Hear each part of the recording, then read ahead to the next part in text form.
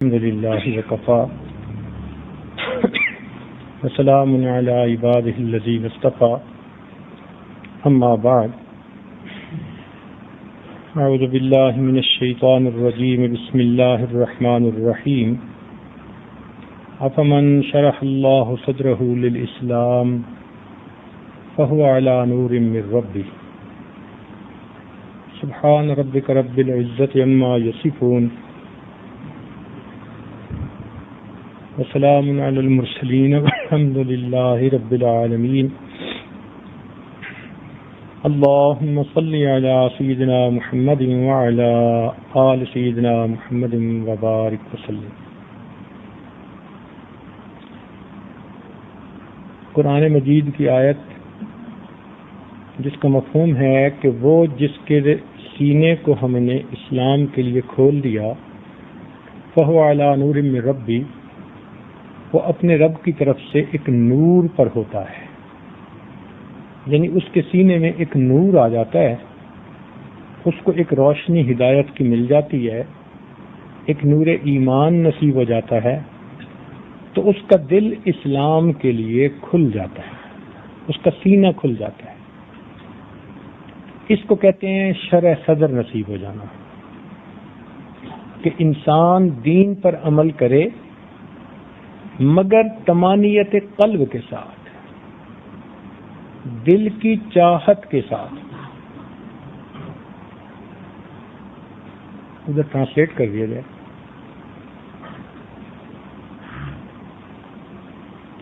دل کی چاہت کے ساتھ، شوق ذوق کے ساتھ، محبت کے ساتھ، بوجھ سمجھ کے عمل نہ کرے. شریعت کے احکام اس کو مصیبت نہ نظر آئیں، بلکہ اس کے دل کے اندر محبت ایسی ہو اللہ تعالیٰ کی کہ وہ شوق و ذوق کے ساتھ عمل کرے. یوں سمجھیں کہ اللہ تعالیٰ سے قانونی تعلق نہ رہے، جنونی تعلق بن جائے. اس کو کہتے ہیں شرح صدر نصیب ہو جانا. اب ہر مومن کی یہ تمنا ہوتی ہے کہ یہ مجھے نصیب ہو جائے. تو آج کی اس محفل میں اس عنوان پر گفتگو ہوگی کہ وہ شرح صدر کیسے حاصل ہو. حافظ ابن قیم رحمۃ اللہ علیہ نے اس پر کافی تفصیلی بات کی ہے. وہ فرماتے ہیں کہ اس کے چند اسباب ہیں، جو بندہ ان اسباب کو حاصل کر لے تو اللہ تعالیٰ اس کو شرح صدر بھی عطا فرما دیتے ہیں. سب سے پہلا سبب وہ ایمان ہے. ایمان کہتے ہیں کہ نبی علیہ السلام اللہ تعالیٰ کی طرف سے جو کچھ لے کر آئے ان پر اعتماد کرتے ہوئے اس کی تصدیق کرنا، اس کو قبول کر لینا، اس کو مان لینا. تو ماننے والے کو مومن کہتے ہیں، اور اس کیفیت کا نام ایمان ہے. بن دیکھے دلیل نہیں مانگنی کہ قیامت کیسے آئے گی، جنت کیسے ہے، جہنم کیسے ہے، کوئی دلیل نہیں چاہیے. بس ہم اعتماد کرتے ہیں کہ اللہ رب العزت کے پیارے محبوب جو فرما رہے ہیں وہ سچ ہے، اور ہم اس کی تصدیق کرتے ہیں، گواہی دیتے ہیں. اس گواہی دینے کو ایمان کہتے ہیں. اور اس گواہی دینے کے بعد بندہ مومن بن جاتا ہے، جس نے اللہ تعالیٰ کی توحید کی گواہی دی، نبی علیہ السلام کی رسالت کی گواہی دی، کتابوں کی گواہی دی، قیامت کے دن کی گواہی دی، ملائکہ کی گواہی دی، تقدیر کے بارے میں گواہی دی. اب یہ مومن بندہ اللہ تعالیٰ کا پیارا بندہ بن جاتا ہے. اس نے اللہ تعالیٰ کی عظمت کو قبول کر لیا، اس لیے کلمہ پڑھتے ہی اس کا سٹیٹس بدل جاتا ہے. اللہ تعالیٰ کی نظر میں بندوں کی تقسیم دو طرح کی. ارشاد فرمایا هو الذی خلقکم فمنکم کافر ومنکم مؤمن، وہ ذات جس نے تمہیں پیدا کیا، تم میں سے کچھ ماننے والے ہیں اور کچھ انکار کرنے والے ہیں. جو ماننے والے ہیں اللہ تعالیٰ کو ان سے ذاتی محبت ہے، اور کفر اور کافری سے اللہ تعالیٰ کو ذاتی عداوت ہے۔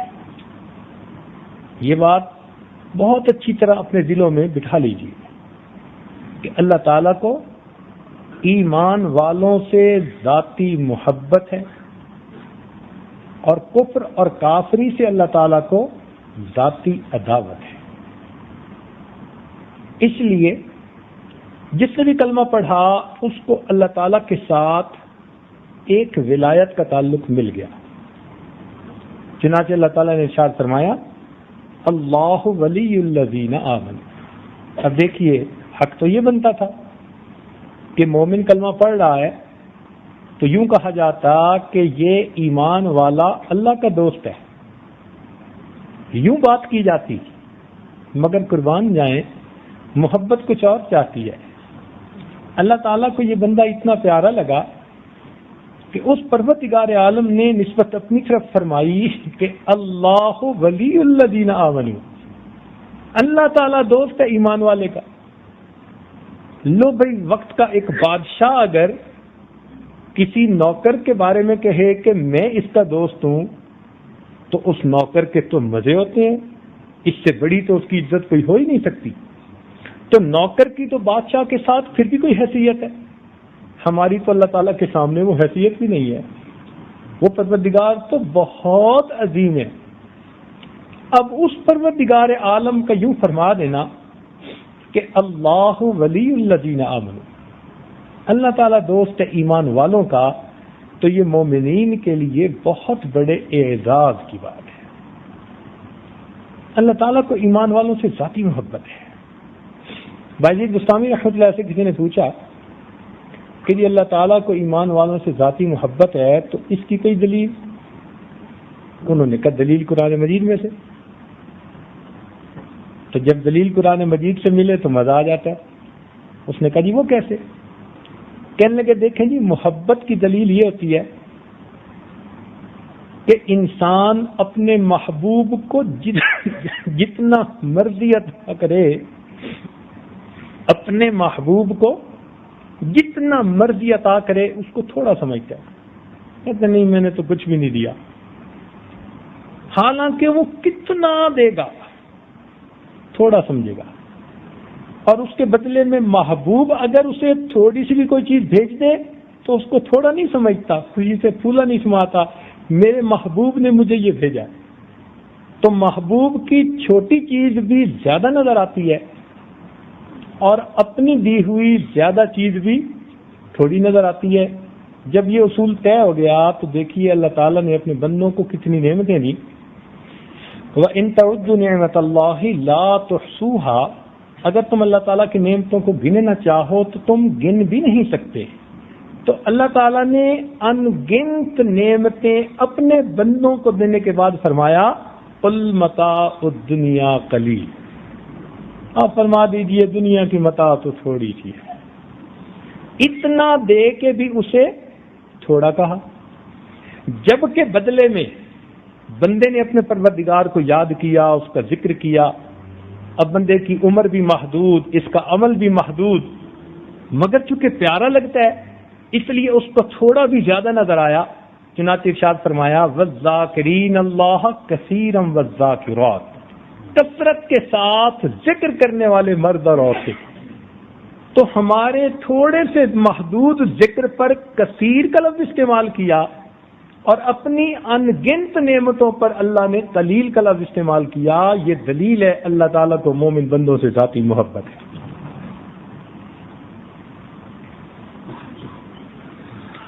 اسی لیے اللہ تعالیٰ فرماتے ہیں یحبہم ویحبونہ۔ اب اس میں اللہ تعالیٰ نے اپنی نسبت پہلے فرمائی کہ اللہ تعالیٰ ایسی قوم لائے گا یحبہم، اللہ تعالیٰ ان سے محبت کرے گا، وَيُحِبُّونَهُ، اور وہ اللہ سے محبت کریں گے۔ سبحان اللہ۔ اب دیکھیے اللہ رب العزت کی کتنی بڑی عطا ہے، کتنی بڑی مہربانی ہے۔ تاہم مومن کے پاس دنیا میں بہت ساری نعمتیں ہیں، ان میں سے سب سے بڑی نعمت ایمان ہے۔ مثال کے طور پر ایک نعمت مال بھی ہے، ایک نعمت جان بھی ہے، ایک نعمت عزت آبرو بھی ہے، اور ایک نعمت ایمان بھی ہے۔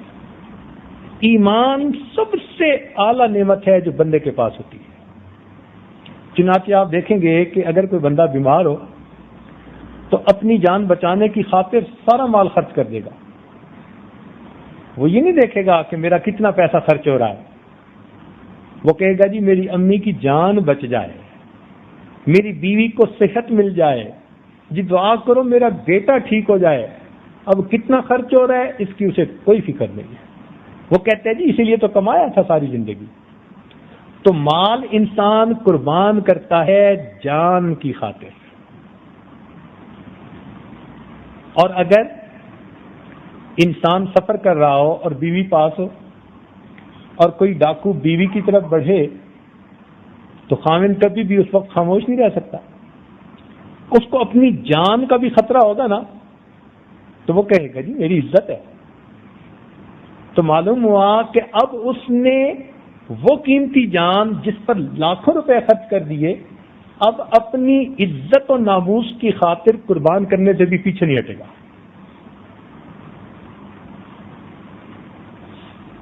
تو معلوم ہوا کہ عزت جان سے بھی زیادہ عزیز ہوتی ہے۔ اور ایک نعمت ہے ایمان، اس کو بچانے کے لیے انسان اپنا مال، اپنی جان، اپنی عزت سب کچھ قربان کر سکتا ہے۔ ایمان ایسی نعمت ہے۔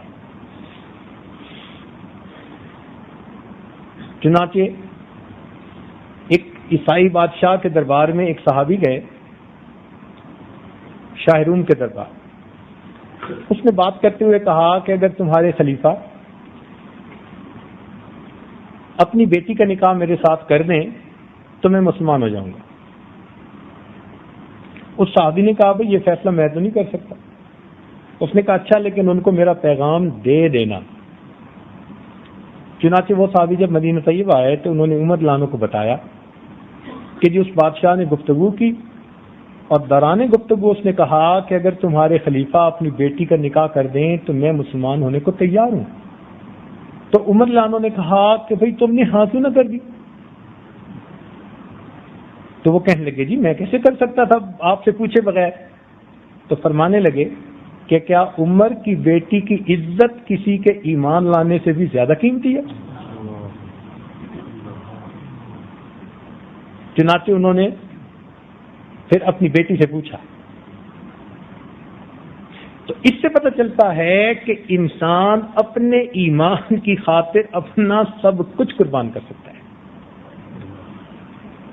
یہ چیز اچھی طرح ذہن میں رکھیں۔ آج کل فتنے کا دور ہے، اکثر دیکھا گیا کہ سب سے پہلے ایمان ہاتھوں سے جا رہا ہے، کیونکہ قدر و قیمت کا پتہ نہیں ہے۔ ہمارا حال وہ شیخ سعدی والا ہے کہ اس کو والدہ نے سونے کی انگوٹھی پہنا دی، اور وہ فرماتے ہیں کہ میں چھوٹا تھا کھیلنے کے لیے باہر نکلا تو ایک ٹھگ مل گیا، اس نے دیکھا کہ ہاتھ میں سونے کی انگوٹھی، تو اس نے گڑ کی ڈلی نکالی اور مجھے کہتا ہے کہ اپنی انگوٹھی کو چوسو ذرا۔ میں نے زبان لگائی تو بے ذائقہ، کہتا ہے اس کو چوسو۔ جب اس کو چوسا تو میٹھا، کہتا ہے میٹھی چیز لے لو پھیکی چیز دے دو۔ تو کہتے ہیں میں اتنا چھوٹا نادان تھا کہ میں تیار ہو گیا، چنانچہ میں نے گڑ کی ڈلی لے لی، سونے کی انگوٹھی دے لی۔ آج یہی حال ہو رہا ہے کہ شیطانی قوتیں اس طرح ایمان والوں کو گھیر رہی ہیں کہ ان کو دنیا کی گڑ کی ڈلی دے رہی ہیں اور ان سے ایمان کی دولت لے رہی ہیں، اور بڑے ہنسی خوشی اس سودے پہ تیار ہو جاتے۔ ذرا کسی کو موقع ملے کسی ترقی یافتہ کافروں کے ملک میں جانے کا، اچھا بھلا سیٹ ہے، اولاد نیک ہے، اچھا ہے، کاروبار ہے، بھاگے گا ادھر، جی مجھے وہاں کی رہائش مل رہی ہے، اور یہ نہیں پتا کہ وہاں جاؤں گا تو میری اگلی نسل ایمان پر رہے گی یا نہیں رہے گی، کوئی نہیں پتا ہوتا۔ یہ کیوں فیصلے بندہ کرتا ہے؟ جب ایمان کی ویلیو کا پتہ نہیں ہوتا، اور جب اہمیت کا پتہ ہو پھر ساری دنیا کی نعمتوں کو ٹھوکر مار دیتا ہے، کہتے ہیں کہ میں خشک روٹی کھا کر گزارا کر لوں گا، میں اپنے ایمان کا سودا نہیں کر سکتا۔ تو ایمان بہت قیمتی نعمت ہے۔ اس لیے نبی علیہ السلام نے ایک حدیث میں صحابی رضی اللہ عنہ کو فرمایا کہ اگر تجھے ایمان سے ہٹانے کے لیے کوئی پھانسی دے دے یا آگ میں بھی ڈال دے تو تو اپنے ایمان سے پیچھے مت ہٹنا۔ اور ہم بھی دلوں میں یہی نیت رکھیں کہ اے اللہ ہم آزمائش کے قابل نہیں ہیں، لیکن ہماری نیت یہ ہے کہ ہم ہر چیز قربان کر سکتے ہیں مگر ہم ایمان کی حفاظت کرتے ہیں، اور اس کی حفاظت میں اے مالک تو ہماری مدد فرما دینا۔ ایمان کے بارے میں متفکر رہا کریں۔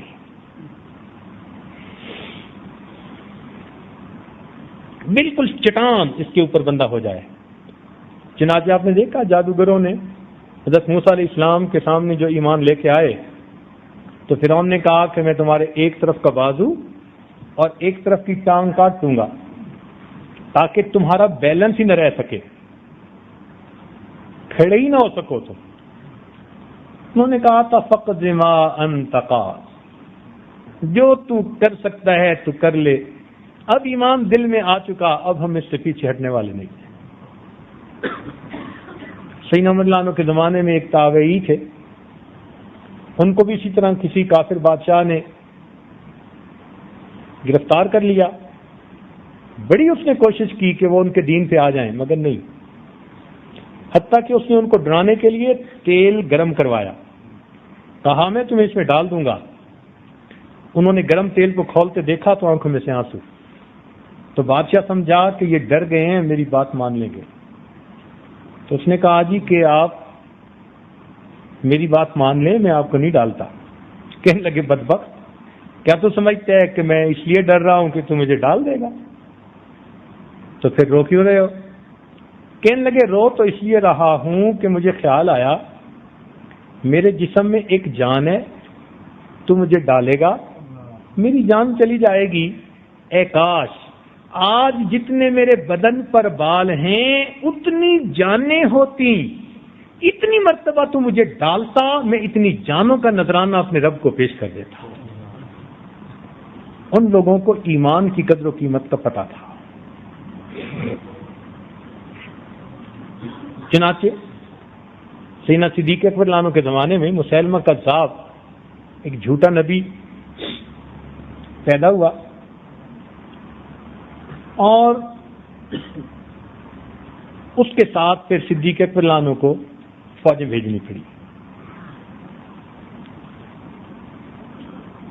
ایک مومن تھے، تابعی تھے، ابو مسلم خولانی رحمت اللہ علیہ، وہ کہیں اس کی فوجوں کو قابو آ گئے تو مسیلمہ کذاب نے کہا کہ بھائی تم مجھے نبی مانو، وہ کہنے لگے ہرگز نہیں۔ اس نے کہا میں تمہیں آگ میں ڈلوا دوں گا، کہنے لگے جو مرضی کر۔ چنانچہ اس نے آگ ڈلوائی اور ابو مسلم خولانی رحمت اللہ علیہ کو آگ میں ڈالا۔ اللہ کی شان، اللہ نے امت محمدیہ کے اس غلام کے لیے آگ کو اسی طرح ٹھنڈا کر دیا جیسے ابراہیم علیہ السلام کے لیے ٹھنڈا کیا۔ چنانچہ کافی دیر آگ میں رہنے کے بعد اس پر آگ کا کوئی اثر نہ ہوا تو اس کے قریب کے لوگ تھے، انہوں نے کہا یہ جادوگر ہے، یہ تیرے باقی فالوورز کو بھی ہٹائے گا، اس کو بھگاؤ یہاں سے۔ انہوں نے چھوڑ دیا۔ کچھ عرصے کے بعد ان کے دل میں خیال آیا کہ میرے رب نے مجھ پر اتنا کرم کیا، کیوں نہ میں اپنے محبوب اپنے آقا کی خدمت میں مدینہ طیبہ حاضری دوں۔ چنانچہ یہ نبی علیہ السلام کی خدمت میں حاضری دینے کے لیے روضہ انور پر مسجد نبوی میں آئے۔ انہوں نے نماز پڑھی، عمر رضی اللہ عنہ نے بھی قریب نماز پڑھی۔ تو عمر رضی اللہ عنہ کی عادت تھی کہ وہ بندوں پر نظر رکھتے تھے۔ انہوں نے دیکھا پردیسی سا آدمی ہے تو پوچھا کہاں سے ہو؟ کہنے لگے فلاں علاقے سے۔ کہنے لگے اس علاقے میں سنا ایک آدمی ہے جس کو آگ میں ڈالا ہے مسیلمہ کذاب نے، مگر اللہ نے اس کی حفاظت کر دی۔ تو انہوں نے کہا جی۔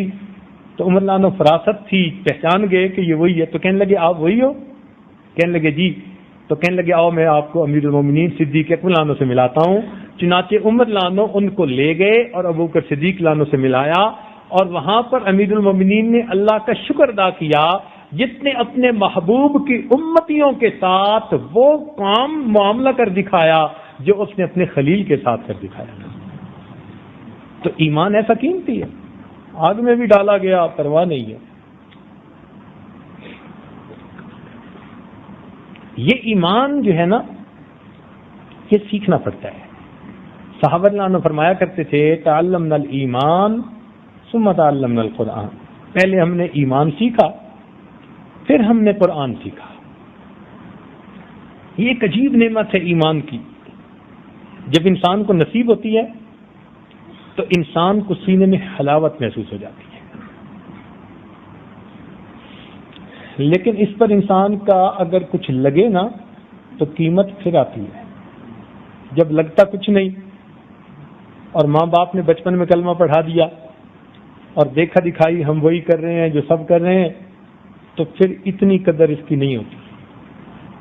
اس لیے آپ غور کریں گے کہ جو لوگ خود کلمہ پڑھتے ہیں نا وہ ایمان کے اوپر بڑے پکے ہوتے ہیں، بہت پکے ہوتے ہیں، اس لیے کہ انہوں نے قربانیاں دی ہوتی ہیں. ایک نوجوان لڑکے کو کسی نے دیکھا کہ بڑی قیمتی خوبصورت چادر ہے، اس سے جوتا صاف کر رہا ہے. تو اس نے کہا بھائی خیر تو ہے، بھائی جوتا 10 روپے کا اور یہ قیمتی چادر 100 روپے کی، کیا کر رہے ہو؟ تو کہنے لگا بس جوتا صاف کر رہا ہوں، ضرورت پڑ گئی تھی. وہ بھی سمجھدار تھا. اس نے کہا بتاؤ کہ یہ جوتا کس نے خریدا، چادر کس نے خریدی؟ کہنے لگا جوتا میں نے خریدا اور چادر ابو نے خریدی تھی.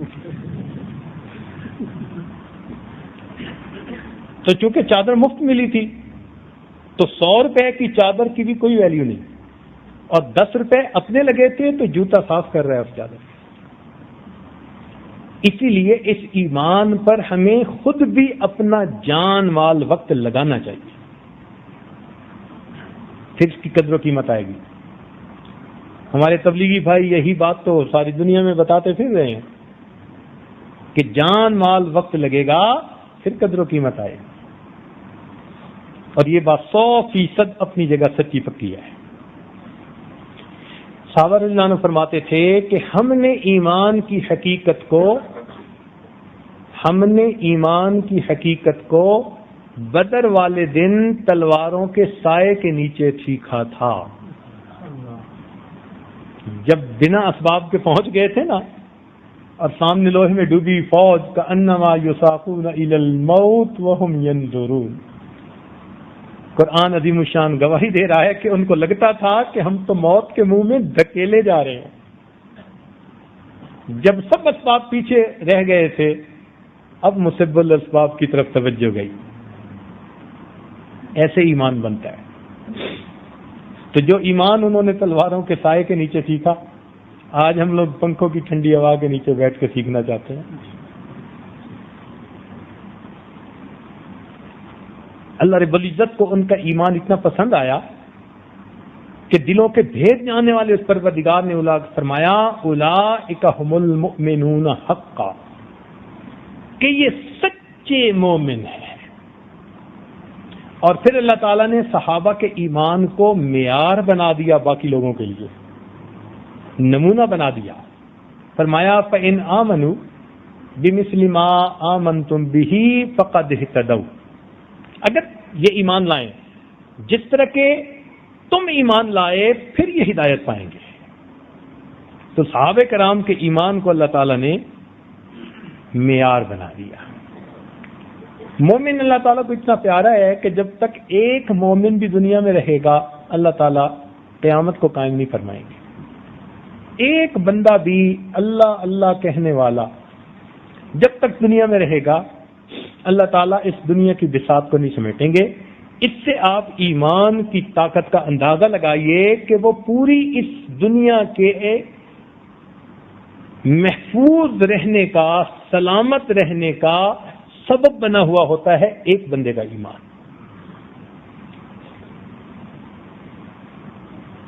اب اس پر علمی گفتگو بھی بہت تفصیل سے ہوتی ہے، جو محدثین کرتے ہیں طلباء کے سامنے کہ امام شافعی رحمۃ اللہ نے کہا کہ انا مؤمن انشاءاللہ، اور امام اعظم رحمۃ اللہ نے فرمایا انا مؤمن حقا، پکا مومن ہوں۔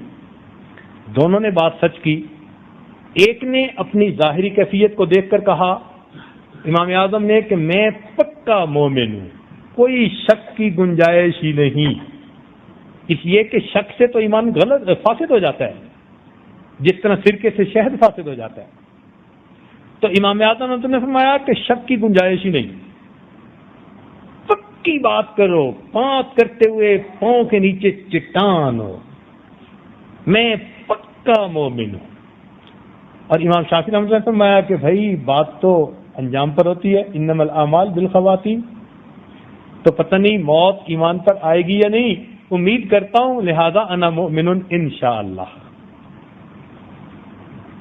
بہرحال آج کے زمانے میں ہم جیسوں کو تو انا مؤمن حقا یہ دلوں کے اندر پکا کر لینا چاہیے، اس لیے کہ ذرا سی بھی آپ گنجائش رکھیں گے نا تو شیطان کو دروازہ مل جائے گا، وہیں سے شک ڈالنے شروع کر دے گا۔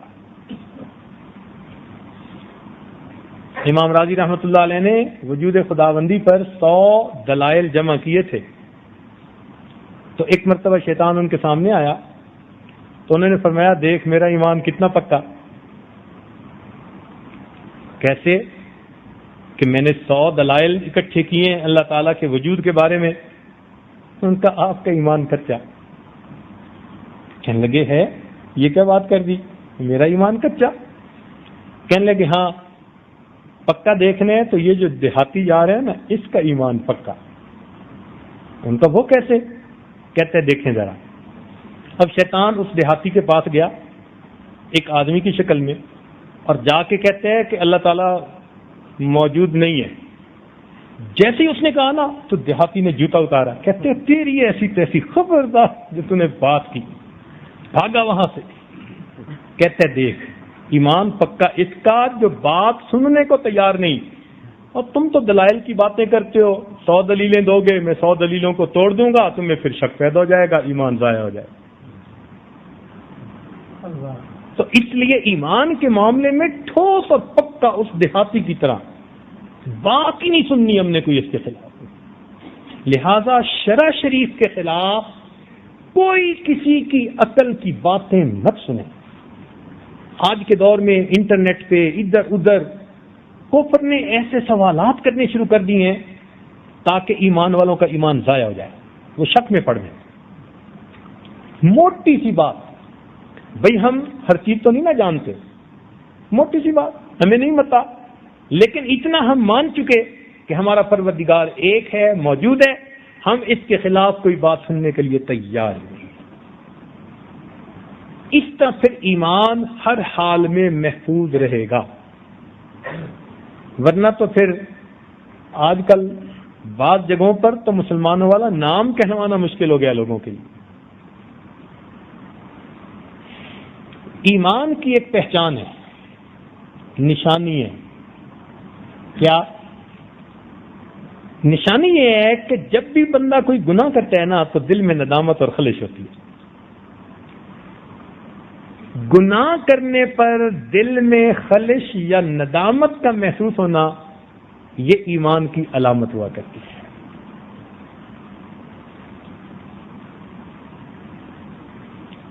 ہمارے مشائخ نے لکھا کہ ایمان 3 وجوہات سے ضائع ہوتا ہے۔ بڑی اہم بات، ایمان 3 وجوہات سے ضائع ہوتا ہے۔ سب سے پہلے نعمت اسلام کے ملنے پر اللہ کا شکر ادا نہ کرنا۔ جو انسان اللہ تعالیٰ کا شکر ادا نہیں کرتا کہ اللہ آپ کا شکر ہے آپ نے مجھے ایمان والا بنایا، تو یہ شکر ادا نہ کرنا یہ ایک طرح کی ناشکری ہوئی نا، تو ناشکری سے نعمتیں زائل ہو جاتی ہیں، اس ناشکری سے ایمان بندے سے واپس لے لیا جاتا ہے۔ دوسری بات، نعمت اسلام کے چھننے پر بے خوف ہو جانا، یعنی انسان بے خوف ہو جائے اپنے ایمان کے بارے میں، اس کو دل میں یہ خوف نہ ہو کہ پتہ نہیں میں اس نعمت کو موت تک پہنچا بھی سکوں گا یا نہیں سکوں گا۔ جب یہ خوف دل سے نکل گیا، بے خوف ہو گیا، تو پھر بھی اللہ تعالیٰ اس نعمت سے بندے کو محروم کر دیتے ہیں۔ اور تیسرا، جو شخص مسلمانوں کی دل آزاری کو معمولی سمجھتا ہو، جو شخص مسلمانوں کی دل آزاری کو معمولی سمجھتا ہو، کہتے ہیں مسئلہ ہی کوئی نہیں، اس کا حق مارا، اس کا یہ کیا، اس کا وہ کیا، اور اس کو سمجھا ہی کچھ نہیں، تو فرمایا کہ جو شخص مسلمانوں کی دل آزاری کو معمولی سمجھتا ہو، اس سے اللہ رب العزت اسلام والی نعمت کو واپس لے لیا کرتے ہیں۔ اب ہر بندے کا جی چاہتا ہے کہ میرا ایمان محفوظ رہے، تو اس کے لیے ایک تھمب رول سن لیجئے، موٹا اصول یہ ہے کہ اللہ رب العزت نے ارشاد فرمایا لَإِن شَكَرْتُمْ لَأَزِيدَنَّكُمْ، اگر تم شکر ادا کرو گے تو ہم اپنی نعمتیں اور زیادہ عطا فرمائیں گے۔ لہذا جو مومن ایمان پر اللہ تعالیٰ کا زیادہ سے زیادہ شکر ادا کرے گا، اللہ تعالیٰ اس کو محروم نہیں ہونے دیں گے، اس کے ایمان کو روز بروز بڑھاتے چلے جائے گے۔ تو ایمان محفوظ کرنے کا سب سے بہترین دستور روزانہ اللہ تعالیٰ کا شکر ادا کریں، میرے مولا آپ نے مجھے کلمہ پڑھنے کی توفیق عطا کی، یہ آپ کا احسان ہے، یہ آپ کی مہربانی ہے، میں آپ کا اس پر لاکھ لاکھ شکر ادا کرتا ہوں۔ جتنا ہم اس پر اللہ تعالیٰ کا شکر ادا کریں گے، اتنا اللہ رب العزت ہمارے ایمان کی حفاظت فرمائیں گے، اور ہم موت تک اس کی حفاظت کے ساتھ دنیا سے چلے جائیں گے۔ تو فرماتے ہیں کہ پہلی چیز ہے ایمان لانا، اور دوسری چیز ہے علم کا حاصل کرنا۔ علم سے مراد علم دین۔ علم دین ایک روشنی ہے، چنانچہ نبی علیہ السلام نے فرمایا العلم نور، علم ایک نور ہے، ایک روشنی ہے، لہذا اس نور کو حاصل کرنے کے لیے ہر مومن کو کوشش کرنی چاہیے۔ ہر بندہ تفصیلی علم تو حاصل نہیں کر سکتا، مگر یہ کہاں لکھا ہوا ہے کہ ہم ساری عمر جاہل ہی رہیں؟ یہ بھی تو کہیں نہ لکھا ہوا۔ لہذا جو جس درجے میں علم حاصل کر سکتا ہے وہ کرتا رہے۔ نبی اسلام نے فرمایا اطلب العلم من المہد الی اللحد، علم حاصل کرو پنگھوڑے سے لے کر قبر میں جانے تک۔ تو جس عمر میں بھی کوئی بندہ ہو، وہ مسائل سیکھے علماء کے پاس بیٹھ کے، قرآن پاک کا ترجمہ پڑھے، وہ احادیث مبارکہ پڑھے، وہ دعائیں یاد کرے، ضروریات دین کیا ہیں اس کے بارے میں معلومات کرے۔ ہر مسلمان مرد اور عورت کے اوپر یہ ضروری ہے۔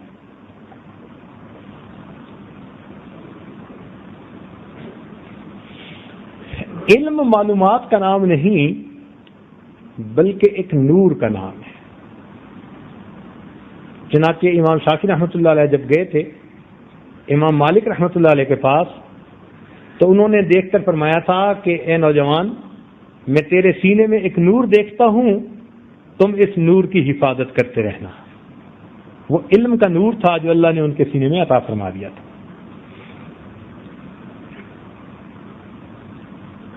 اور امام شافعی رحمۃ اللہ کے اشعار بھی پھر اسی طرح ہیں کہ انہوں نے امام وقی رحمۃ اللہ علیہ سے پوچھا تھا کہ میں بھول جاتا ہوں، تو انہوں نے کہا کہ گناہ چھوڑ دو، تو فرماتے ہیں شکوت الی وقی سوء حفظی فاوصانی الی ترک المعاصی فإن العلم نور من الہی ونور اللہ لا یعطی لعاصی۔ علم اللہ تعالیٰ کا نور ہے، اور اللہ تعالیٰ کا نور یہ گناہگار کو نہیں دیا جاتا۔ حضرت مفتی محمد شفیع رحمۃ اللہ علیہ نے ایک مرتبہ پوچھا طلباء سے علم کا مفہوم کیا ہے؟ کسی نے کہا جاننا، کسی نے کہا پہچاننا۔ طلباء جواب دیتے رہے، حضرت خاموش رہے۔ کسی نے کہا کہ حضرت آپ ہی بتا دیں کہ علم کا مفہوم کیا ہے۔ تو حضرت نے بتایا، فرمایا کہ علم وہ نور ہے علم وہ نور ہے جس کے حاصل ہونے کے بعد اس پر عمل کیے بغیر چین نہیں آتا. علم وہ نور ہے کہ جس کے حاصل ہونے کے بعد اس پر عمل کیے بغیر چین نہیں آتا. یہ کیفیت ہے تو یہ نور نصیب ہو گیا، اور اگر نہیں تو پھر یہ علم نہیں، یہ وبال ہے.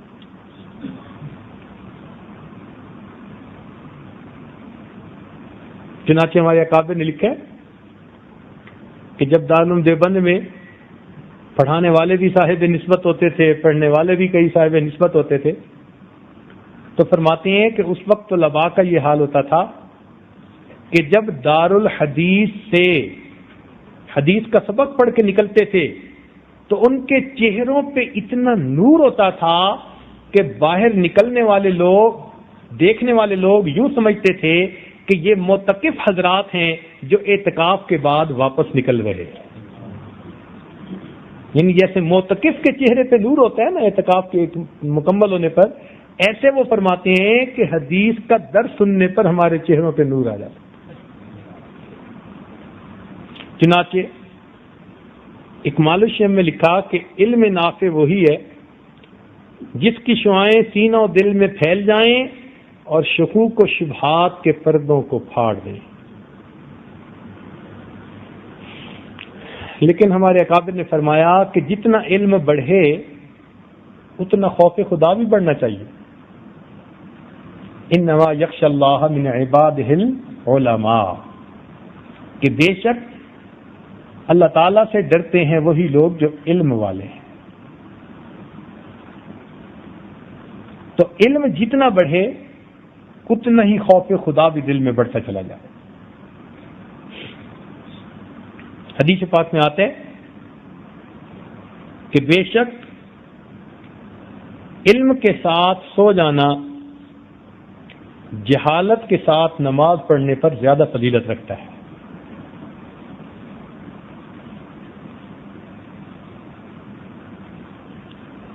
چنانچہ حدیث پاک میں آتا ہے کہ جب کوئی آدمی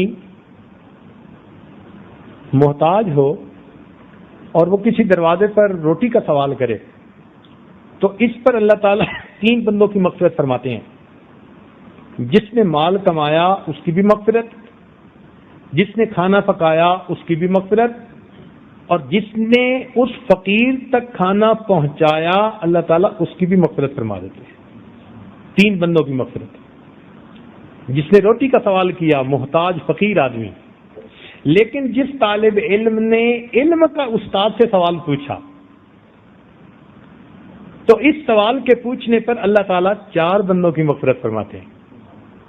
سب سے پہلے سوال پوچھنے والے کی مغفرت ہو جاتی ہے، دوسرا جواب دینے والے کی بھی مغفرت ہو جاتی ہے، استاد کی، تیسرا جو گرد بیٹھے ہوتے ہیں محفل میں سننے والے ان کی بھی اللہ مغفرت کر دیتے ہیں، اور چوتھا جو اس محفل کے انعقاد کا ذریعہ بن رہے ہیں وہ معاونین حضرات اپنے گھروں میں بیٹھے ان سے محبت رکھنے کی وجہ سے ان کی بھی مغفرت کر دی جاتی ہے.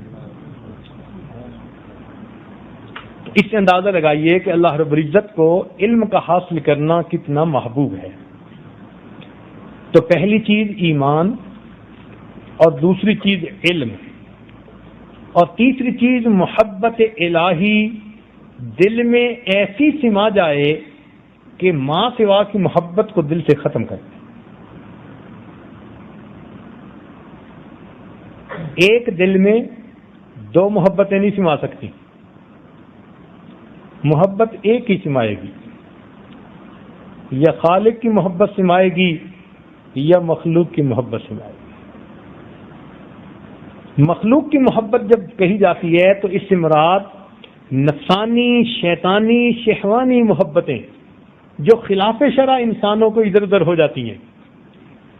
جن محبتوں کا شریعت نے حکم دیا، ماں باپ کی محبت، بہن بھائی کی محبت، بیوی میاں کی محبت، مسلمان بھائی کی آپس میں محبت، یہ تمام شرعی محبتیں یہ حقیقت میں اللہ رب العزت کی محبت ہی کی آگے تفصیلات ہیں. تو ان تمام محبتوں کو اللہ تعالیٰ کی محبت ہی کہا جاتا ہے. جب ہم ما سوا کی محبت کی بات کرتے ہیں نا، غیر کی محبت، اس سے مراد ہوتا ہے کہ شریعت کے دائرے سے نکل کر لذتوں کی خاطر، شہوتوں کے پیچھے لگ کر، شیطانی ہوس کے اندر لگ کر جو انسان کو تعلقات ہوتے ہیں، اس سے وہ محبتیں مراد ہیں۔ تو انسان کے دل میں ایک اللہ رب العزت کی محبت ہو اور باقی سب ما سوا کی محبتیں دل سے ختم ہو جائیں، محو ہو جائیں، یعنی اللہ سے محبت ہو، اور اگر کسی سے محبت ہو تو اللہ رب العزت کی وجہ سے محبت ہو، ما سوا کی محبت ختم ہو جائے۔ اس کیفیت کو حاصل کرنے کے لیے محنت کرنی پڑتی ہے، اس کیفیت کو سیکھنے کے لیے مشائخ کی صحبت میں وقت گزارنا پڑتا ہے، ٹریننگ لینی پڑتی ہے، ہاسپٹلائز ہونا پڑتا ہے،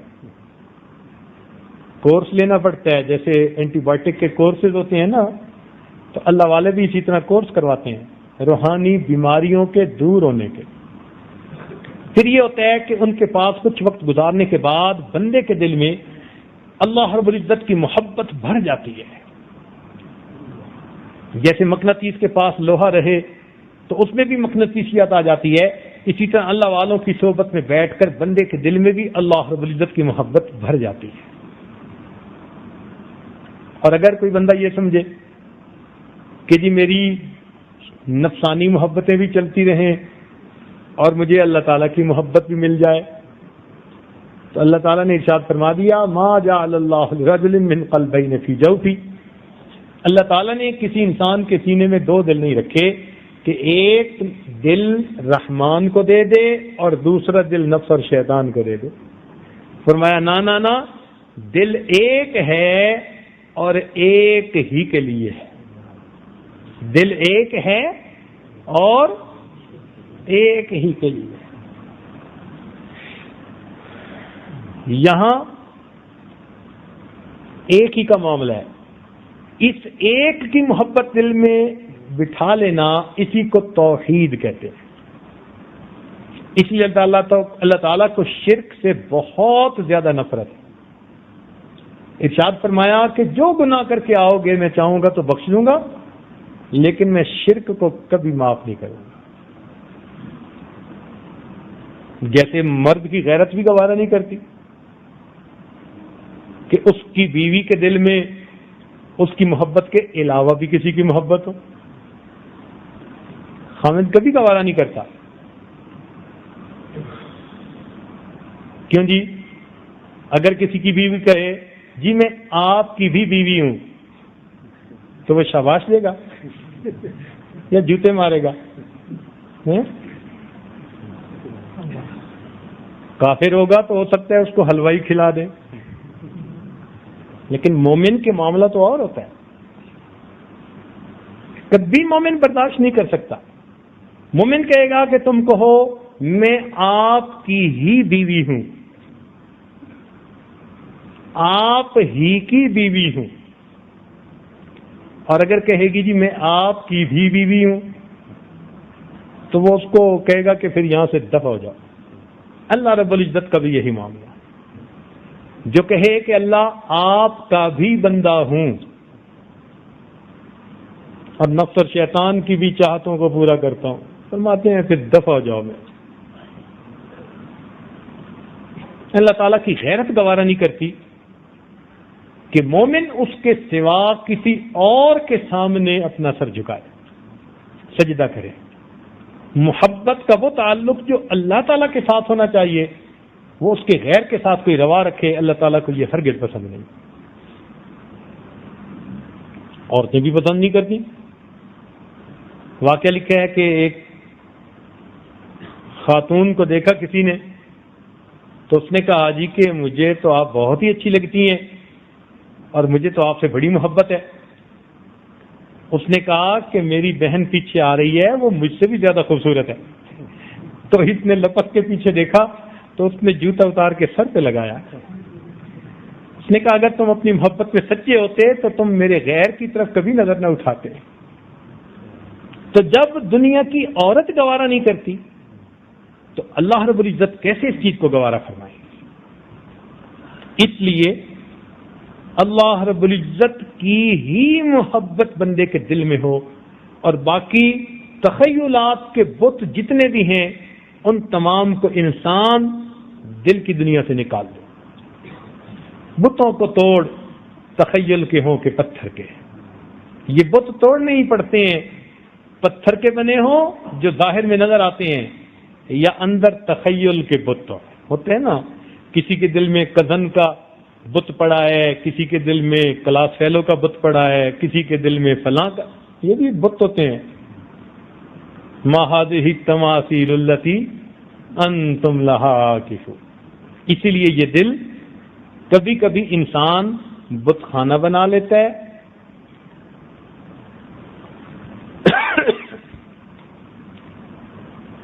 بت خانہ بنا لیتا ہے یا گند خانہ بنا لیتا ہے۔ تو دل سے ان تمام محبتوں کو ختم کر کے ایک اللہ رب العزت کی محبت کو دل میں رکھا جائے، یہ شرع صدر کے لیے تیسری شرط ہے۔ صاحب اکمال الشیام فرماتے ہیں کہ جب تک قلب نازیبا حرکتوں سے باز نہ آئے، اس میں دقائق و اسرار سمجھنے کی اہلیت پیدا نہیں ہوتی۔ جب تک قلب نازیبا حرکتوں سے باز نہ آئے، اس کے اندر دقائق و اسرار سمجھنے کی صلاحیت پیدا نہیں ہوتی۔ چنانچہ فرمایا، مولانا فرماتے ہیں، عشق با مردہ نباشد پائیدار، عشق را با حی با قیوم۔ تو اس لیے محترم سامعین، مرنے والوں اور ڈھلنے والوں سے کیا محبت کرنی، محبت کرے انسان اس ذات کے ساتھ جو حی لا یموت ہے۔ اس لیے نبی علیہ السلام کے پاس جبریل علیہ السلام آئے، عرض کیا، اے اللہ کے محبوب، عش من شئت فإنک میت، جتنا چاہیں زندگی گزاریں ایک دن موت آنی ہے، وأحبب من شئت فإنک مفارق، جس سے چاہیں آپ محبت کریں ایک دن آپ کو جدا ہونا ہے۔ تو جب دنیا میں جدا ہونا ہی ٹھہرا تو پھر انسان کیوں نہ اللہ تعالیٰ سے محبت کرے؟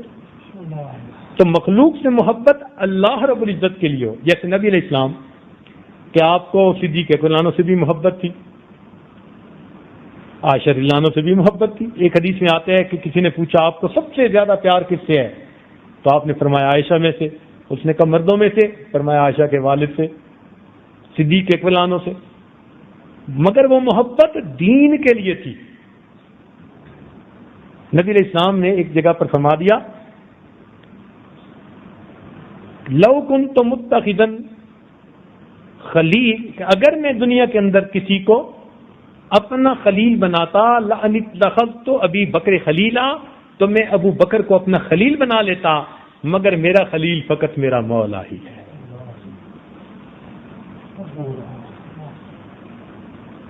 تو یہ جو میاں بیوی کا تعلق ہے نا، یہ بھی اللہ رب العزت کی نسبت سے محبت کا تعلق ہے۔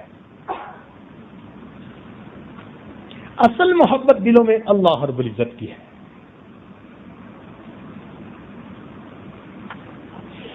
تو اللہ رب العزت سے اس میں بھی زیادتی مانگنی چاہیے۔ شکر ادا کرنے پر اللہ تعالیٰ اس نعمت میں زیادتی عطا فرما دیتے ہیں۔ بلکہ مشائخ نے تو لکھا کہ 6 چیزیں ایسی ہیں کہ جن پر بندہ قسم ہی کھا سکتا ہے، اتنی پکی کہ ان کے اوپر بندہ قسم کھا سکتا ہے۔ پہلی بات کہ اگر انسان کسی نعمت کا شکر ادا کرے گا تو اس نعمت میں یقیناً اللہ تعالیٰ اضافہ عطا فرمائیں گے، اس پر قسم کھائی جا سکتی ہے، چونکہ اللہ تعالیٰ نے ارشاد فرمایا لئن شکرتم لأزیدنکم۔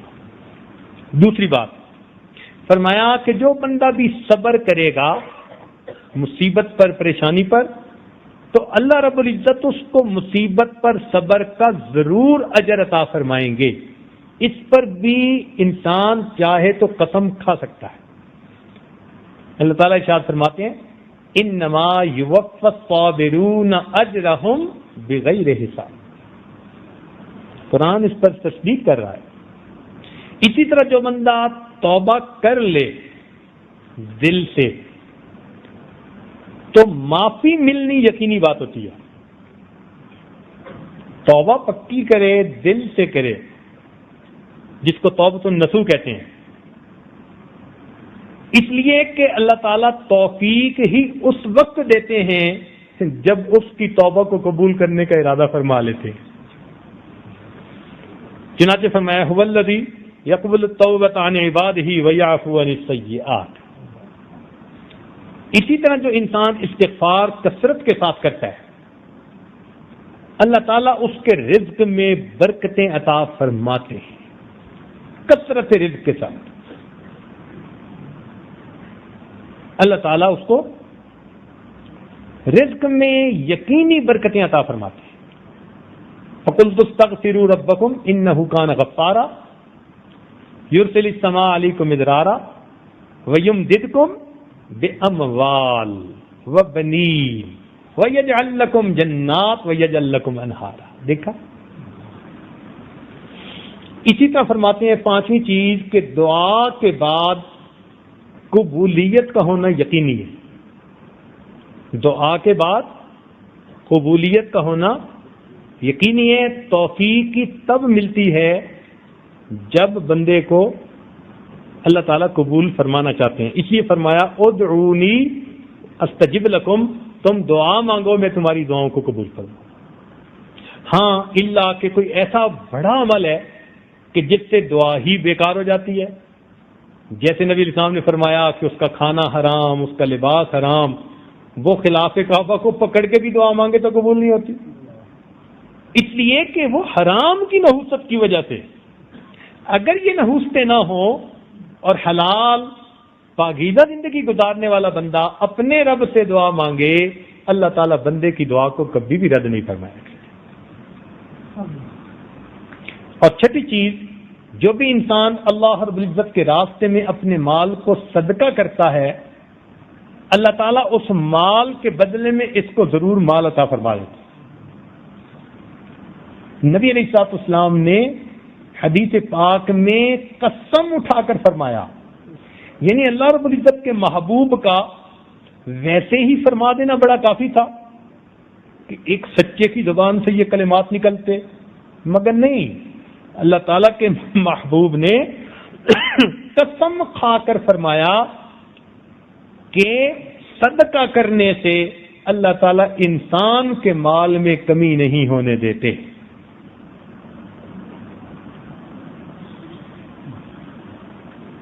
چنانچہ قرآن مجید میں اللہ تعالیٰ فرماتے ہیں وَمَا أَنفَقْتُم مِّن شَيْءٍ فَهُوَ يُخْلِفُ، کہ تم جو چیز بھی اللہ کے راستے میں خرچ کرو گے تو اس کے پیچھے تمہیں وہ نعمت اور بھی مل جائے گی۔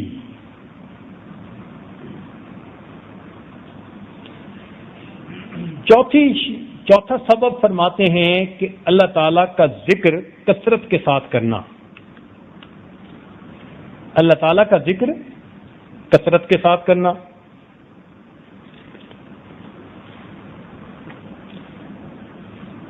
کس وقت تک بات کرنی ہوتی ہے؟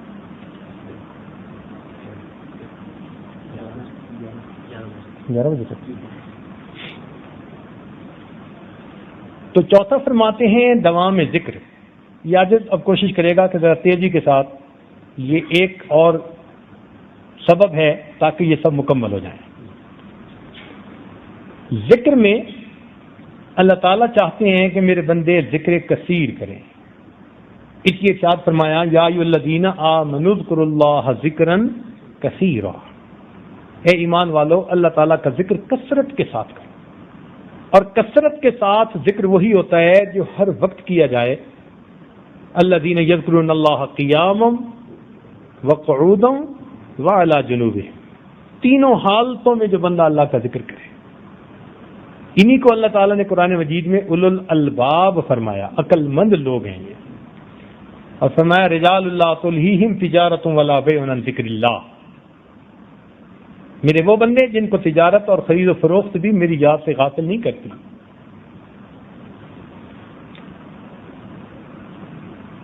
ہمارے مشائخ نے ایک عجیب بات لکھی. وہ فرماتے ہیں کہ بندہ اپنی کیفیت کو پہچان سکتا ہے کہ اللہ تعالیٰ مجھ سے خوش ہیں یا اللہ تعالیٰ مجھ سے ناراض ہے. اللہ تعالیٰ مجھ سے خوش ہیں یا اللہ تعالیٰ مجھ سے ناراض ہے. اور اس کی انہوں نے بڑی سادہ سی پہچان بتائی. وہ فرماتے ہیں کہ جو بندہ جس بندے سے اللہ تعالیٰ خوش ہوتے ہیں اس کی پہچان کہ وہ گناہوں سے بچتا ہے اور ذکر کی کثرت کرتا ہے.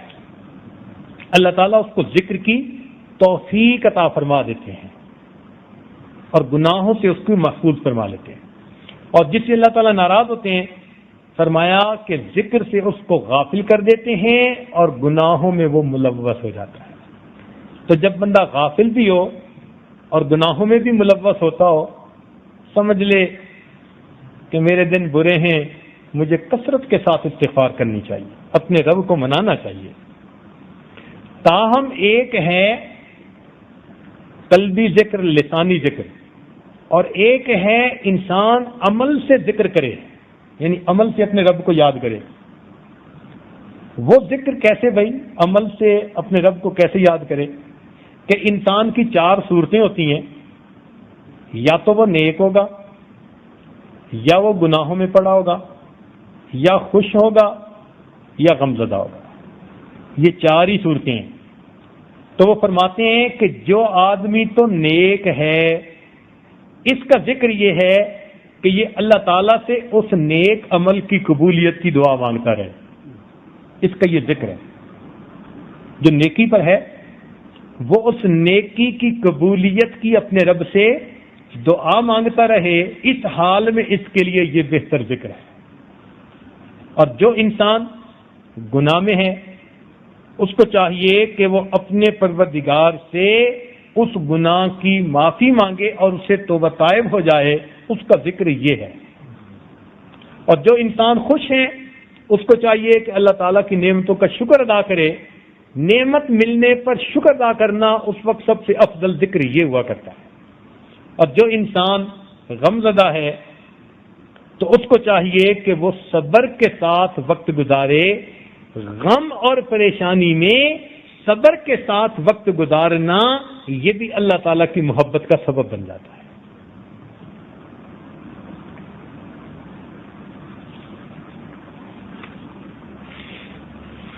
حضرت علی عنہ فرمایا کرتے تھے کہ انسان جو ذکر کرتا ہے نا وہ 2 ذکروں کے درمیان کرتا ہے. انسان جو ذکر کرتا ہے وہ 2 ذکروں کے درمیان کرتا ہے. تو کسی نے پوچھا کہ حضرت وہ کیسے؟ فرمانے لگے کہ ایک تو اللہ تعالیٰ اس کو پہلے ذکر کی توفیق دیتے ہیں تو توفیق دیتے ہوئے بندے کو یاد کرتے ہیں. توفیق دیتے ہوئے بھی تو یاد کرتے ہیں نا. اللہ اکبر.